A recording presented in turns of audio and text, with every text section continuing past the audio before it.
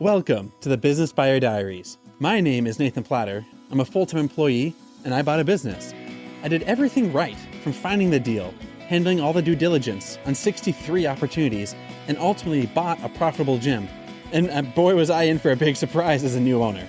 I chronicled everything in real time, including the biggest wins to the stressful nights at 2 a.m. I'm sharing my journey without sugarcoating anything, so you don't make the same mistakes that I did. Here's today's episode. So I had a revelation. I wanted to share it all with you, and just to validate, if you don't know what the heck you're doing in life, that it's still okay. So yesterday, the Minnesota Vikings played the Atlanta Falcons, and in context, what happened? The Vikings have had the same quarterback, Kirk Cousins, for like 6 or 7 years. Kirk Cousins, he scored a lot of deliveries, did really well. He's a very good communicator. He's learner. People really like Kirk Cousins. That's the kind. About a week and a half ago, Kirk Cousins got a big injury. He tore his Achilles heel. He's out for the season, and now the Vikings are in a bind. They have a backup quarterback, and they're like one or two backup quarterbacks who they've invested all their money into head quarterback Kirk.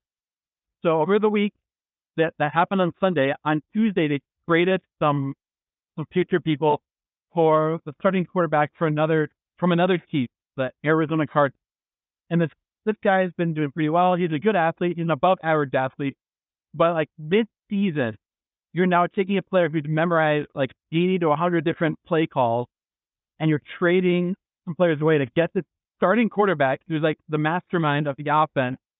You're trading for him, and now you're bringing him into your huddle mid-season on a Tuesday. So the guy arrives on Tuesday. He doesn't know who his teammates are. He has no camaraderie. He doesn't know who the running back is. He dropped literally from Arizona to Minnesota. He knows nothing. So of course, everyone's okay, I'll give him 2 weeks, 3 weeks, maybe give him a month to get associated with the teammates, the names of the plays, who runs where, what do you call it?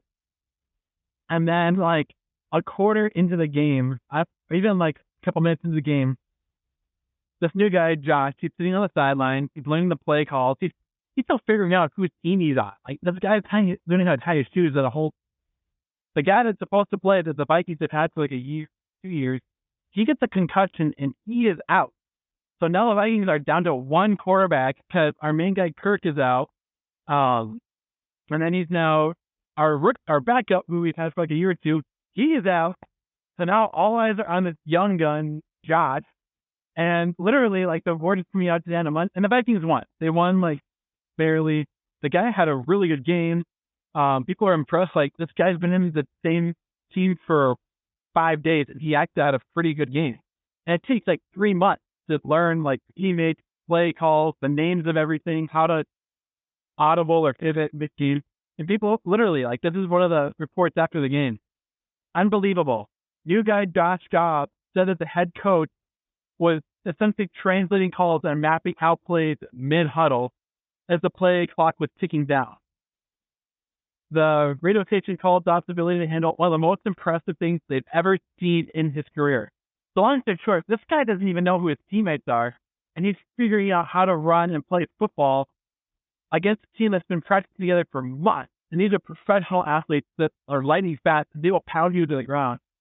And he's figuring out on the fly, and the dude looks calm and composed, and he doesn't what's your name? Oh yeah, I'll throw you the ball. All right, let's go play. And he throws the ball and score on these really impressive plays.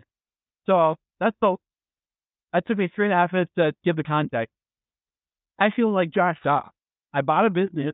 I don't know the industry. I don't know the members. Everyone's known each other for years.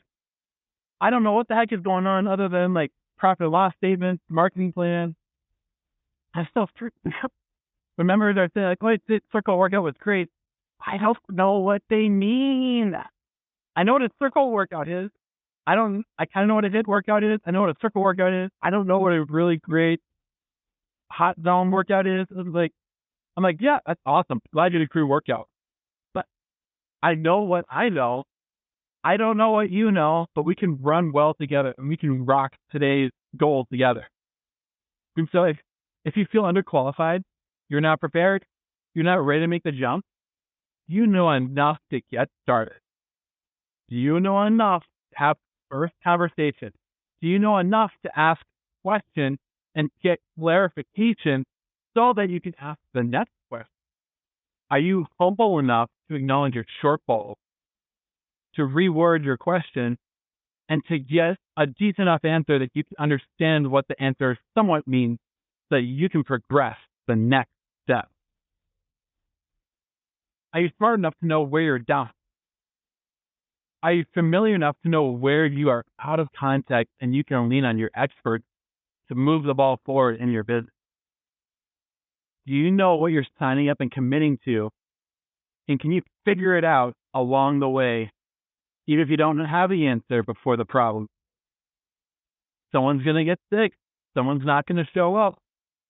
Can you figure out what to do the day before someone's not going to show up? Can you figure out where to find a circle workout definition? Can you figure out how to shop your insurance if it's too expensive? Or get a lawyer if you're being sued for some harassment? It's ridiculous. All of these are practical questions that you need to be comfortable with saying, I don't know today, but I will know tomorrow. And so I'm smiling because as I'm reading about the NFL star that this guy's supposed to ride the bench for a couple of weeks and learn the book. And 5 days into his job, he's asked to lead a team to victory, and he did it. He may have won a backyard football style or not the professional way, but his job is to win, and he knew enough how to win. And your job as a small business owner is to win and to empower your people to win. So it's okay if you don't know. You're not supposed to know. You're supposed to know how to figure it out. And that is your job as the owner of a small business. Right now, I'm back home. Time to focus on things besides the business. But it's important to know what the daily responsibilities are, what today's responsibilities are, and to see other people that are able to figure it out and to ask the questions, to get the answer, to get to the next question, to then get to that next answer. Let's go rock and roll. You can do this. I believe in you.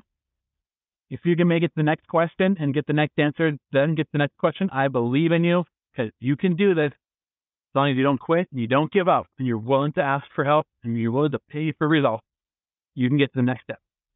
Let's rock and roll. This has been another episode of the Business Buyer Diaries. Subscribe so you don't miss the next episode. I hope you're realizing that business ownership is no cakewalk. Check the podcast notes for a link to the DIY due diligence program, the complete list of show sponsors, and for media inquiries. Music written and composed by Wes Schrock. I'm your host, Nathan Platter. Join me again on the next one.